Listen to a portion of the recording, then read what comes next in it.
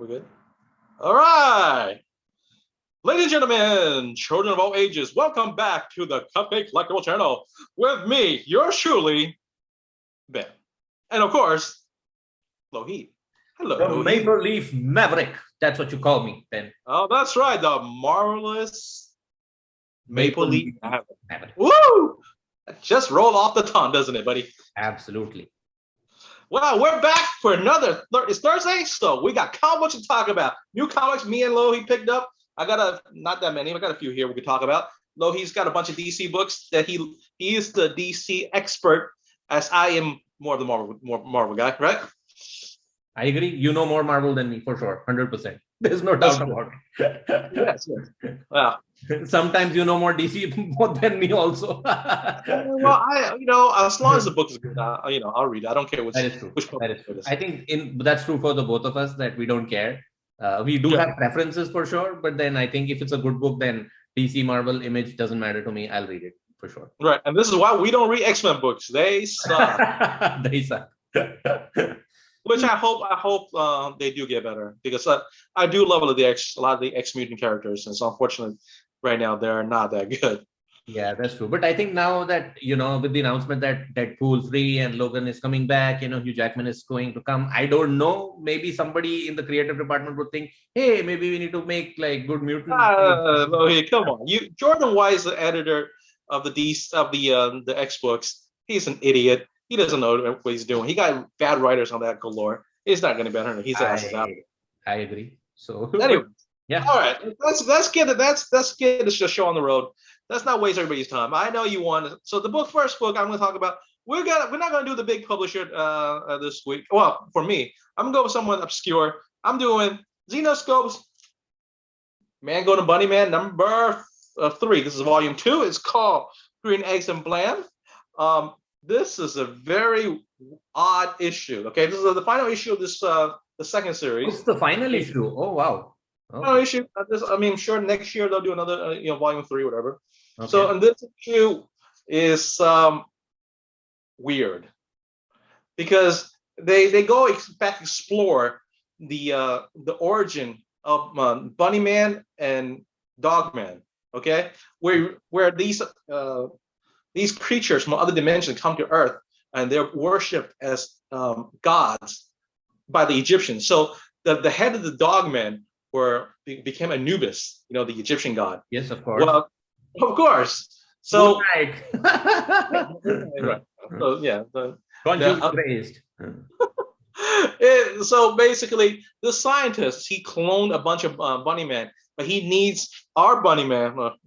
He needs this thing. That's actually the seeds of our original Bunny Man to give him raised to become, so he conquer the world. And then he also made a pact with the Dog Man to help him. It's a rather silly, fun story. I don't know what to say about this book. I enjoy it. Would you recommend I pick up the first trade at least, not this one? I do actually. Like I said, it's nothing. It's just fun, action packed with a little bit sex, Okay. And it's fun. I'm surprised how much fun I have reading this series so far. The first series was actually more than the second series, but second series was still pretty tight. So I like this. So yeah, Xenoscope is known for their fairy tale, adultish fairy tale looking covers, right? Right. But they have good stories too. So it's not just it's just similar to Dynamite. They have definitely those voluptuous covers and stuff. But the story inside is also good. Not all the time, but most of the time. Yeah. I mean, the reason I bought the first series is because I like the whole cryptozoology thing. Right. So the Bunny Man is actually it's like an urban legend character here in the United States. So I was like, oh, that's kind of cool. I didn't realize what I was getting into. But when I started reading, I was like, you know what, this is kind of fun. So I continued. So, and this is the last issue. So if next year they're gonna release this third volume, I'm down for that too. Okay, cool. All right. So we're done with our obscure small press book. Let's go to the big publisher.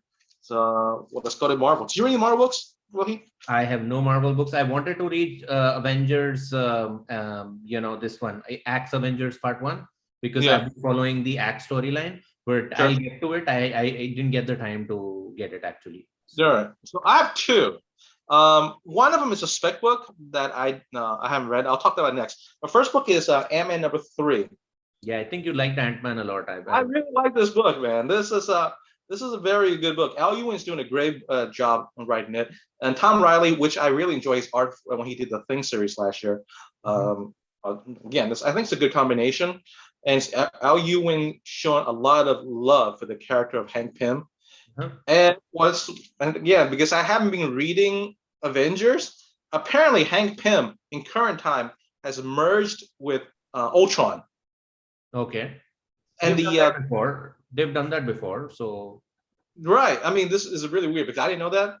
Okay. But they explained a little bit, which is nice. So as in, is he evil in Ultron's body, or is he good, or what does the dynamic there? Well, apparently that Hank Pym is dead, and he merged with Ultron. Ultron has some Hank Pym's consciousness. Okay. So I guess like they try to fight each other for dominance of the body. Right. Ultron's he's programming versus Hank Pym's humanity. I'm talking about this in conflict.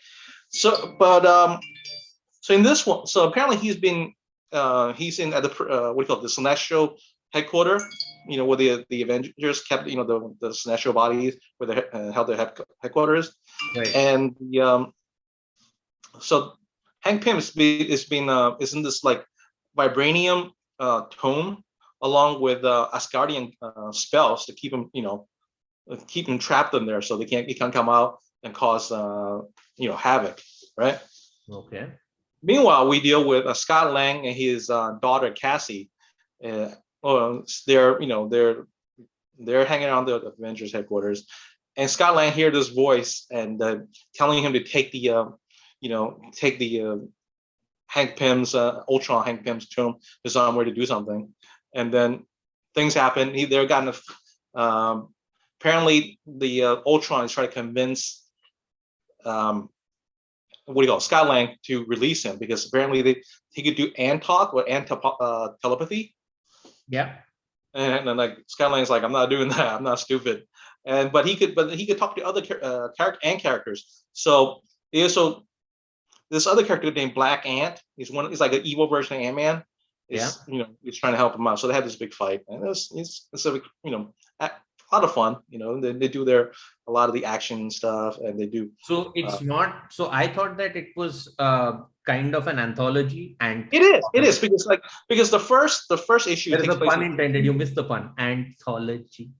And very good. Nice. Love it.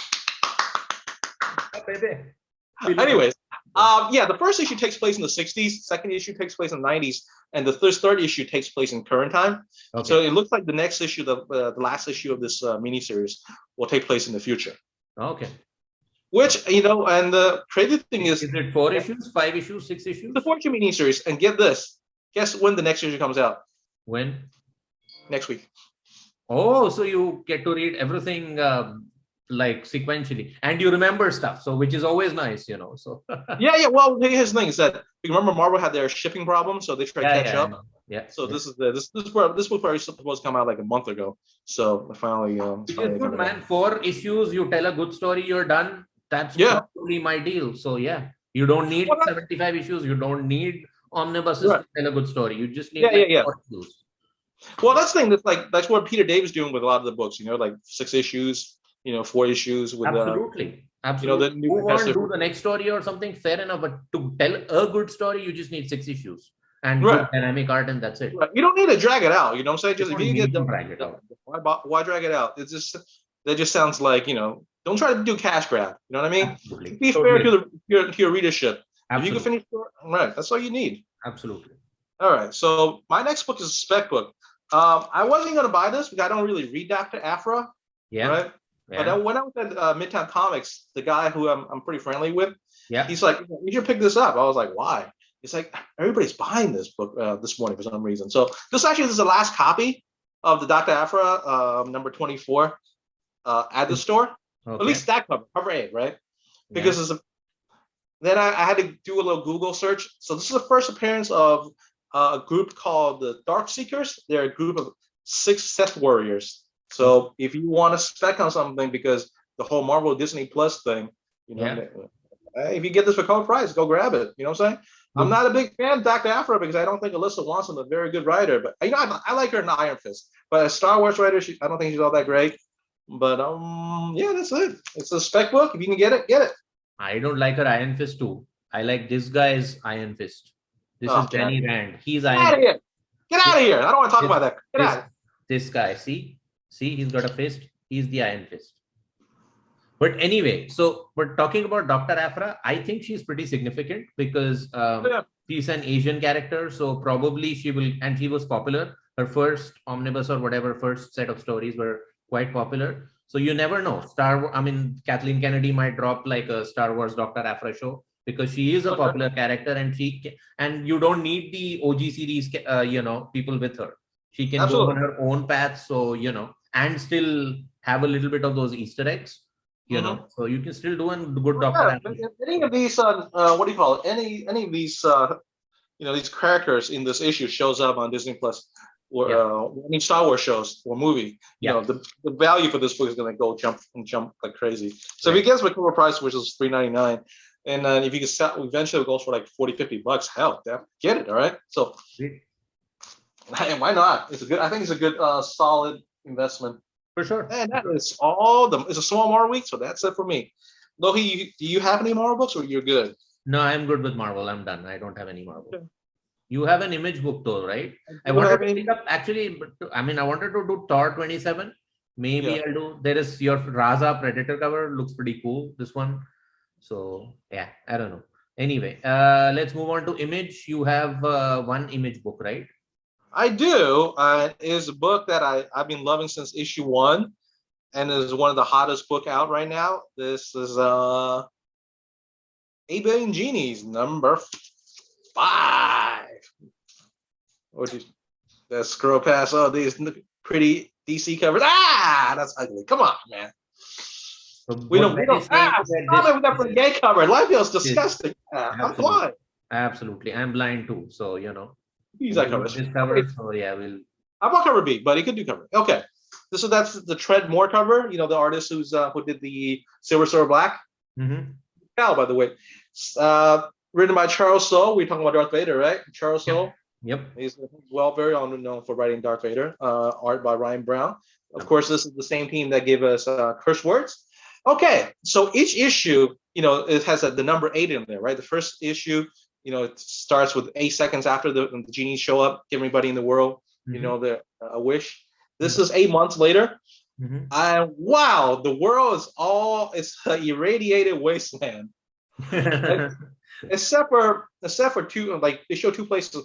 One is the bar they started it with. The other one is like this bubble, this ecosphere, right? Where a group of survivors are living there, and they try to build the world for a better place. They introduce a character named Floyd, right? He calls himself the Thinking Man, and his wish was that everybody believes what he says. So he's like the guy in charge of the ecosphere. And he's trying to use wishes from, people that's, survivors there, try to rebuild the world. Yeah. Make it good again. So that's the story. And so this is 8 months after the first wish. And on the other side, people in the bar are, they really don't want to stay in the bar anymore. It's been 8 months, the same place. They're tired, they're bored, right? They want to explore the world. But unfortunately, they can't survive outside because it's irradiated wasteland. Okay. So that's where the dilemma is. They're trapped there. They don't want to be there. So that's the story. Dude. Liked it, right? It was good. Oh, yeah. So freaking fantastic. So this is 8 months later. This is issue 5. They have 8 issues. So I assume issue 6 will be 8 years later, right? And then what about issue 7? It's 80 years later. Got you there. Then it's 80 billion genies. I'm just kidding. I was just thinking about it. When this is collected, I mean, you spent $20 on issue 1, right? I did. Yeah. And have you read it? No. You don't want to get. I don't want to even touch it, man. I don't even want to get like my smear an oil stain on it. I don't want to get any grease on it. It's only a $20 book, okay? It's not even that expensive. That's like $10 American. Of course.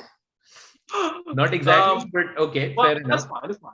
Yeah. I do suggest you. What do you call it? I do suggest you once the trade comes out, you really should pick it up. It is a really well written. First day, definitely, I'm reading it. Like yeah, all of it. Honestly, I did when that first. Think they will do only one trade, right? 8 issues, and probably they can't like split it into like 2 trades, and I don't know. Yeah, so. Honestly, like when I first read the premise, I was like, yes, I don't know. I mean, I know the creative team is good. Yeah. But once it got optioned. Yeah, I was like, wow, must be really hot. And I was interested in the premise because I like genies and stuff, Aladdin, and from my Aladdin days and all when I was a kid.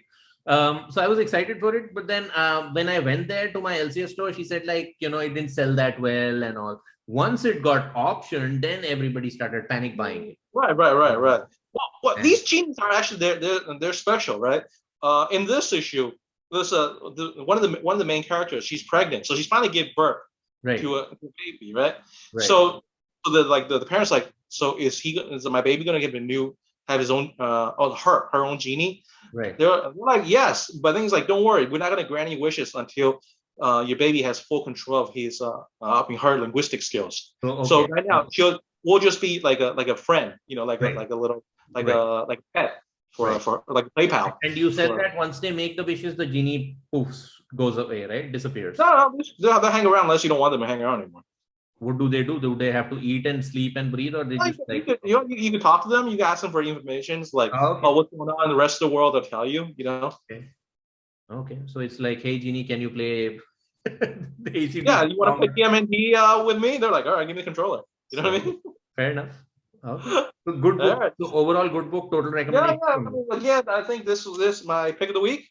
Wow, it's a pick of the week too. So yeah, there you go. Well, it's a small week, so small week. The picks are slim, but this is very fantastic. All right, this, as my man Lohit would say, this is bombastica. Bombastico. Yeah, definitely. All right, I'm done with Mitch. So Lohit, are you all DC right now? We're all doing all DC books. I guess so. We have a lot of DC books to cover. So okay, I have 2 DC books. We'll talk about it when you get there. You go, buddy. This is all you. Okay, fair enough. So we start with Action Comics 1047. Philip Kennedy Johnson. They've replaced the artist. Co-writing, huh? Yeah. And David Lepalm is also one of the illustrators. So it is David Lepalm from Stray Bullets. So his art is sublime in this. It's like painted art. So, so for some people it works. For me, it worked. For some people, it may not work. But then the story is where this whole book is all about. And, it's making Superman cool again after Bendis, after what Bendis did, So that's what they've done. I think the first arc was about Warworld and everything. So, yeah, that part is over. Superman is back from Warworld. What he did is he brought back Warworld to Earth. So there is this whole thing going on. There are multiple storylines again, which I like. One of the themes is that, Superman, we trust in you, but now you've got this alien planet which is revolving around Earth. So what is the political implications of that? So the governments are concerned. UNO is inviting Superman. They're saying like, what do you feel? And Superman explains like, I am an alien. I came to Earth.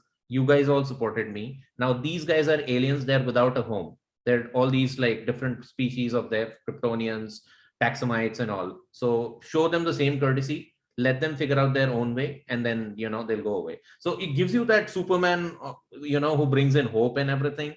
That's really cool. The second part of it is basically him again meeting Lois Lane for the first time in a long time. And that scene is also beautiful. The art is drawn very well. And they're like 2 panels when he's just taking Lois Lane and they're just like flying around in the sky. And very emotional and touching moment. Like I teared up a little bit, seeing that. So John Kent is there, but he's there in the background, so don't worry.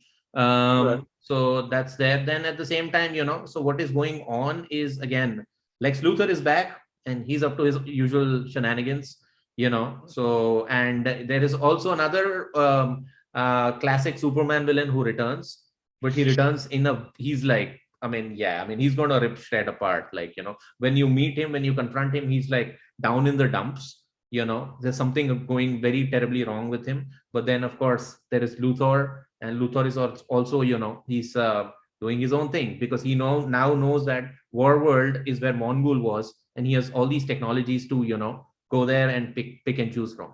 So he's gonna do his own thing. So I thought that, after the War World story, I wouldn't be interested in it. But this guy, Philip Kennedy Johnson, he knows how to write stories.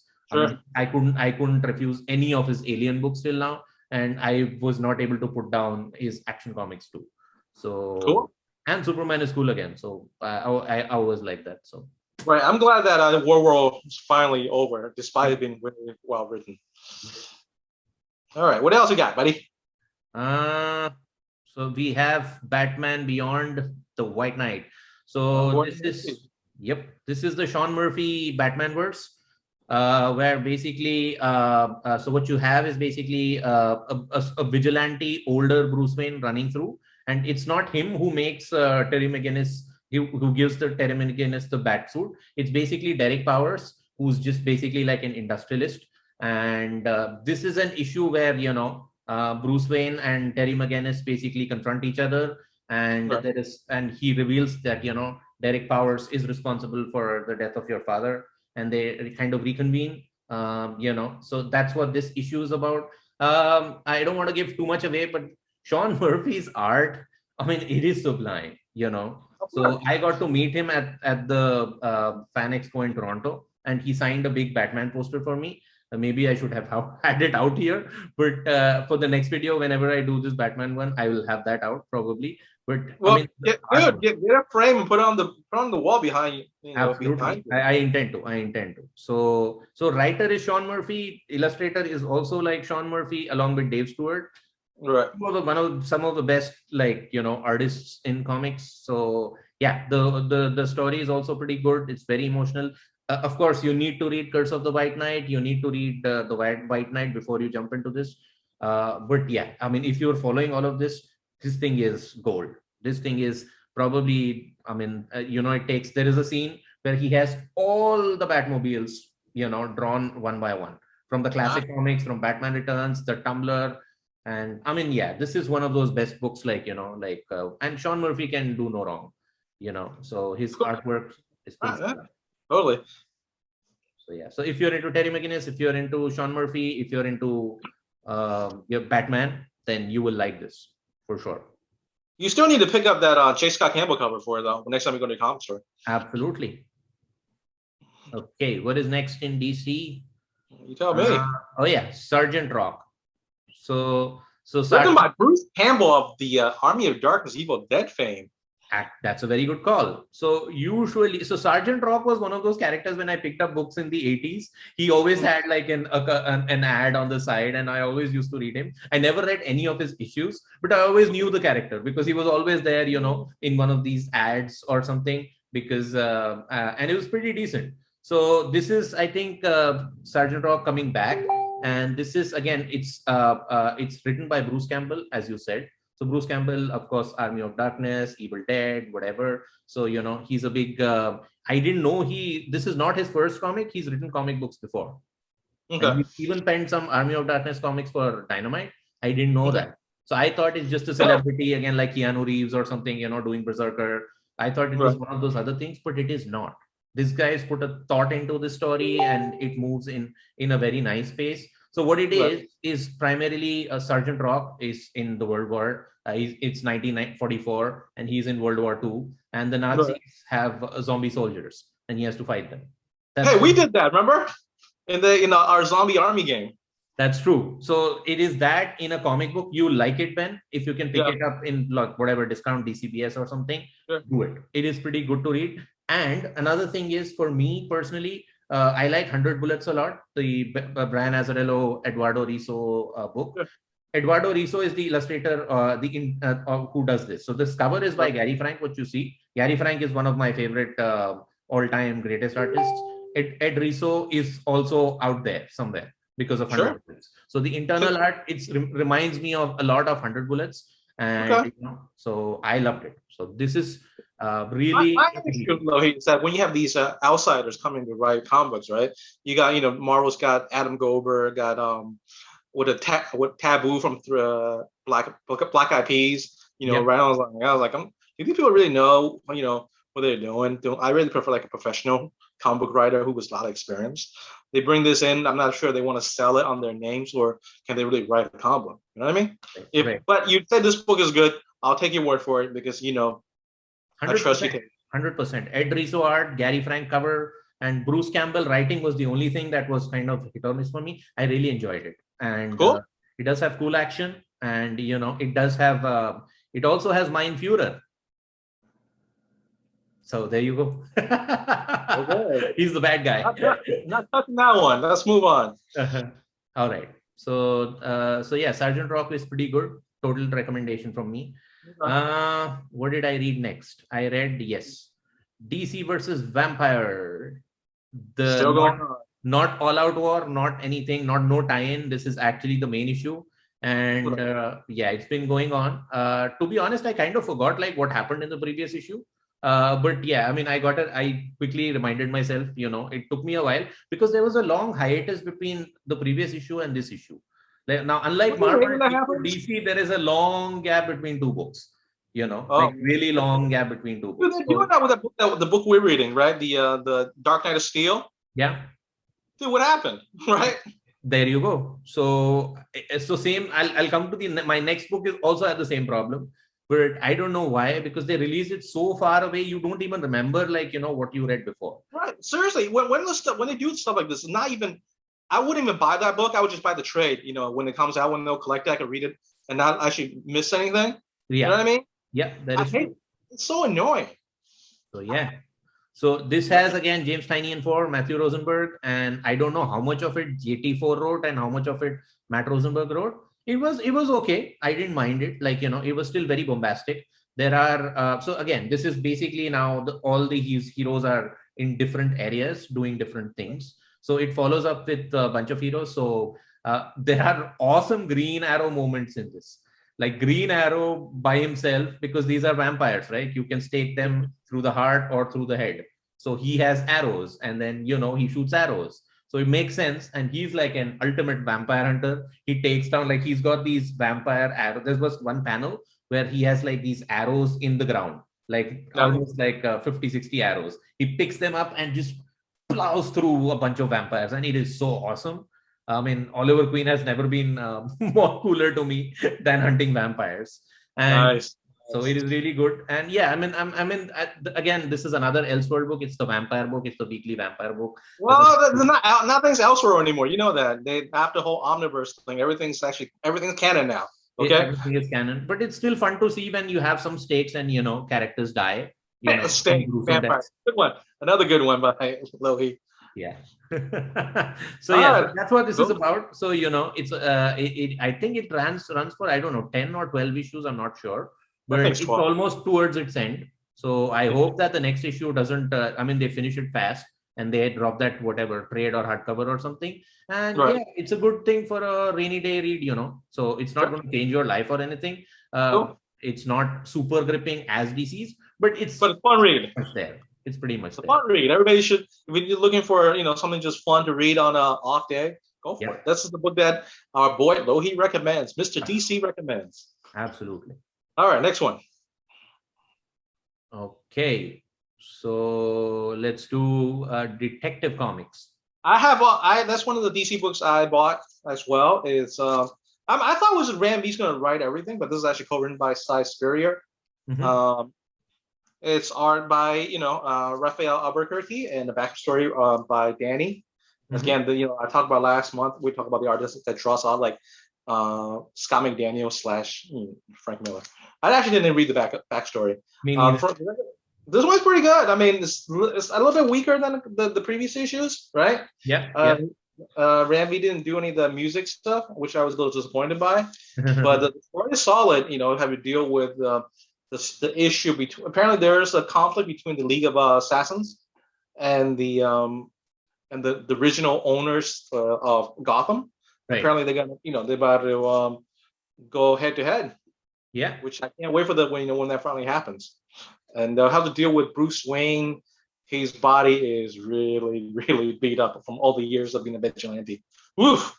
They did like a whole X-ray thing. You see these broken bones that's never healed properly. You're like, ugh, poor guy. It was time to take a vacation. Yep. I enjoyed this book, Lohit. How about you? Did you like this book?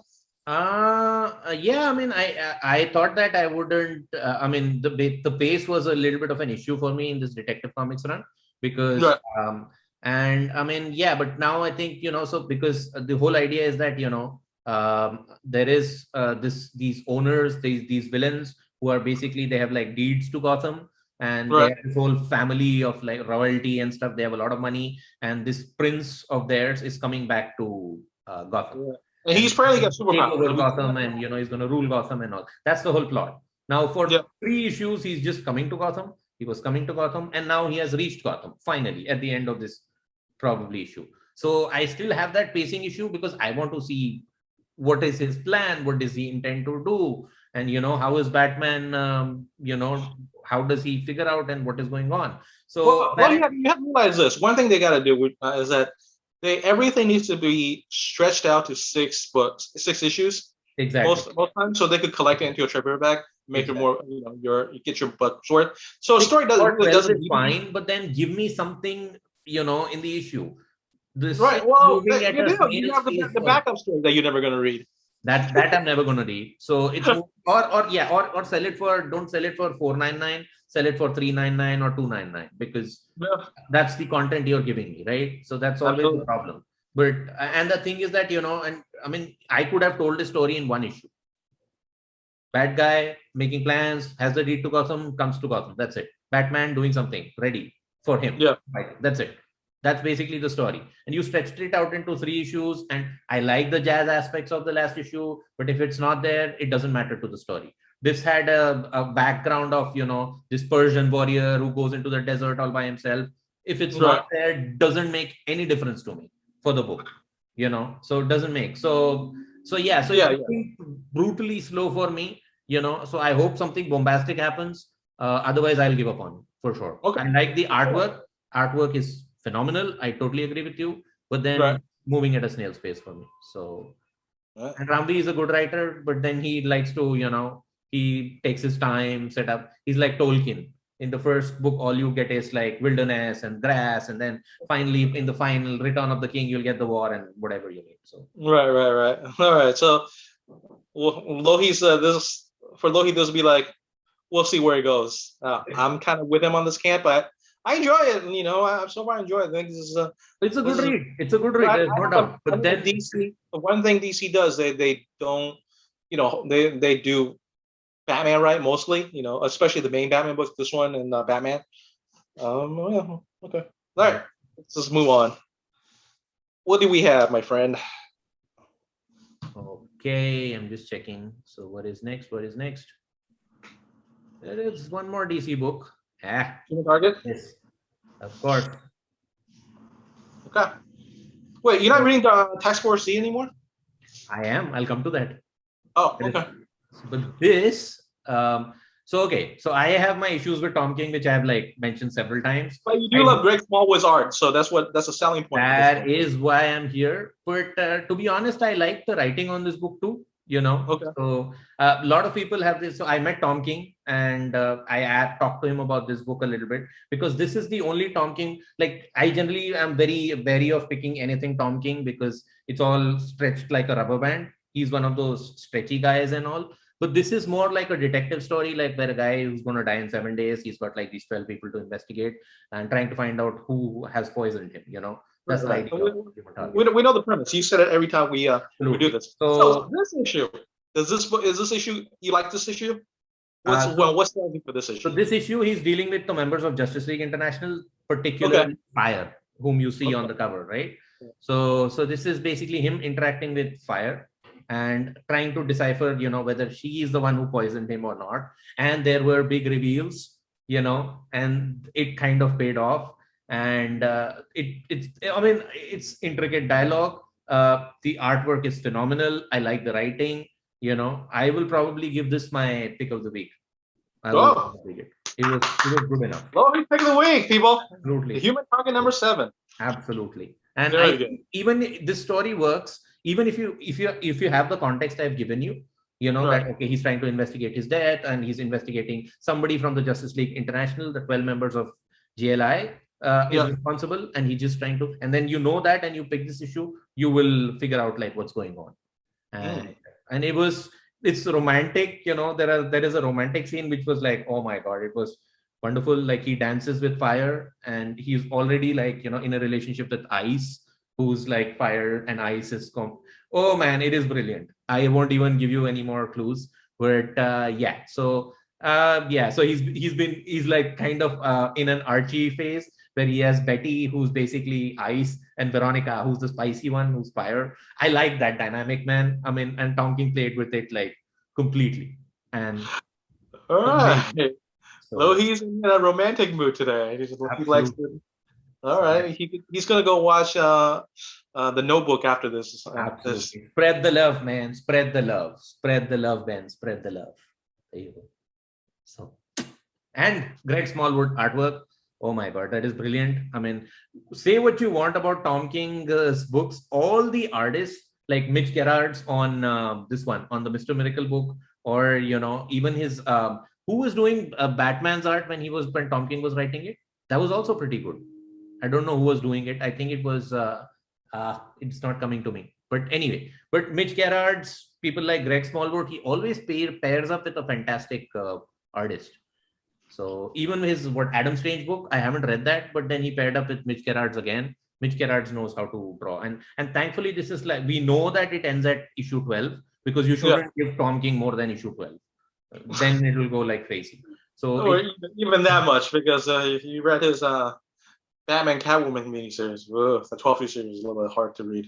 Absolutely. So don't give him more than that. But this is his Cocoon. I think he's gonna do this forever now. He's got his. He'll pick up a old character, unknown. The construction of the character. Absolutely. Sometimes it works, sometimes it doesn't. Sometimes it doesn't. This one is one of the better ones, and it gives me a chance to kind of go back to those old school DCs. So I want him to do like Blue Devil. Blue Devil, right? Ever heard of Blue Devil? So he was a stuntman, and also I don't know if he picks up Blue Devil next, so that would be fun. So yeah. So anyway, exploring the DC plethora, but then Human Target pick of the week. So, shocking. I didn't see that one coming. It's shocking. So I will go to Nice House. I know you've read Nice House. I did read Task Force Z. You passed it, but did I pass it? Yeah, it's right. It was next to Human Target. Okay, I didn't notice it. Oh yeah, because the cover. Oh yeah, because it didn't have the title. There you go. So I read Task Force Z. I think this is the final issue. So at least the zombie book is done. The vampire book will be done in a few days.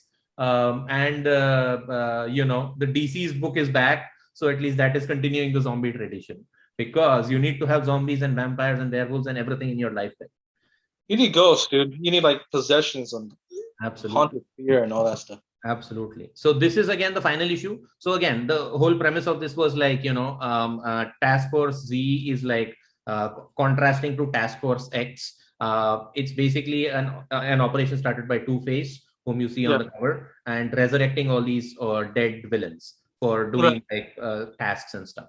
So this is like the final confrontation. So we know that Bloom, who was there in the Snyder Capullo second arc of Batman, he's the main villain here. So Bloom is basically, he wants the Lazarus resin for himself, and he has his own motivations. So it's basically Two-Face and Jason Todd, who's at the center of it, versus Bloom.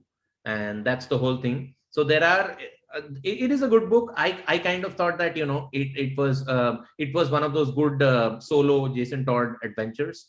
It doesn't mean anything. So you can just pick up this and read it, and you will kind of understand. You need to have a little bit of context of what happened in Batman Tom King, with Alfred and everything. So you get a little bit more context.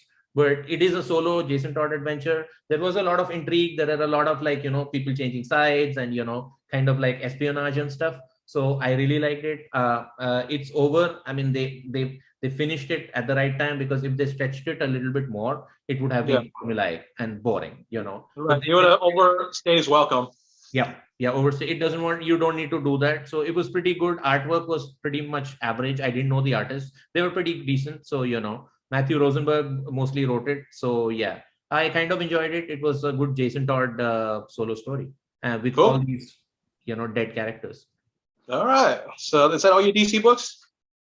Yes, and I think No, I have my last DC book is a very, very late release. Nice House on the Lake, number 10. Written by James Tynion IV and beautifully drawn by Alvaro Bueno. You know, I have no idea what happened in the previous issue because it came out 3 months ago. I feel like it's like a broken record. We talk about this all the time. When I actually read it, I thought it was very well written and is well illustrated. And the premise is Walter is showing. Oh God, I can't remember the character. It's the thing, like all the characters are such interchangeable. You like, what's her name? What's his name, right? But I heard that in this issue, on the last page, they have like a who's who, like a character bio or something. They did that in the brief before. Let's see. I don't. Okay, I didn't notice that in the previous issue, so I thought that I should read that first before going into reading the book. Yes, exactly. Right. Like who's the writer, who's the architect, who's the who, whatever, So this was actually the 1:25 ratio cover for Nice House on the Lake #1, the second print with third print. Second print, I think. Yeah. Anyway, so hey, I didn't spend $30 on it, but I got on the back of this. So there you go. Whatever. So Walter is showing off on how the devices work, right? Yeah. It's like how like their devices controls people's healing and their their desires and such. Meanwhile, in the house, someone got a gun and decided to say, hey, since we can't die, let me try to shoot people. And people love it. They're like, oh man, what a sensation, you're getting killed and come back to life. Must be like Wolverine, all the time. That's like a Deadpool thing to do. Yeah, exactly. So like the couple, they feel like it's like, all right. He's like, after one guy got shot, the other person's like, oh, I gotta try this too. So that person gets shot and comes back, right? And one thing Walter's like, he's like, oh man, I've been staying with too long. These people are really stretching out their healing abilities. Wow. At least what healing abilities he can give them. Wow. Again, like I like this book. I just wish the book's actually, is out on time, and it's not. Like, I don't know what happened previous issue. At this point, I don't want to dig out of one of my many long boxes to reread them. It's that's really kind of it's a chore. It feels like a chore. So. You're right. It is.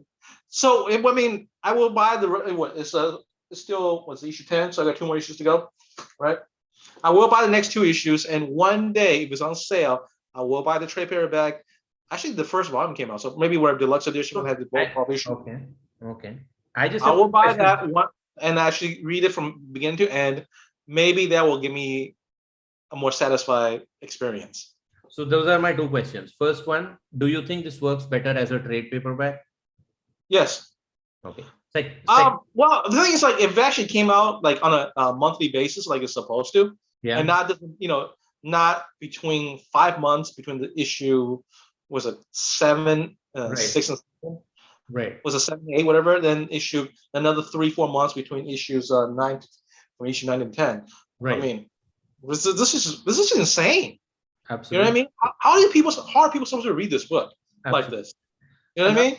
Yeah. My second question is: do you think that they could have done it with like 3 or 4 identifiable characters instead of 7 or 8?